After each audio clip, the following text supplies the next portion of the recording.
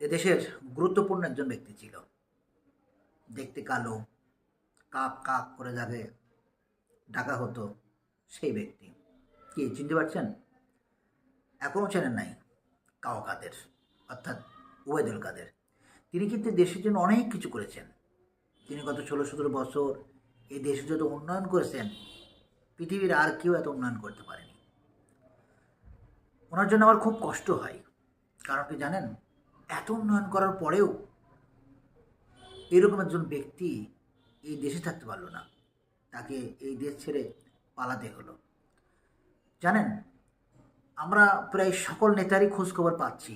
কেউ না কেউ আহ, গর্তে থেকে মাঝে মধ্যে বক্তব্য দিচ্ছেন, কিন্তু এই একজন ব্যক্তি, তাকে আমরা কোথাও দেখছি না। আর হ্যাঁ, যদি আপনাদের কাছে তার কোনো খোঁজ থাকে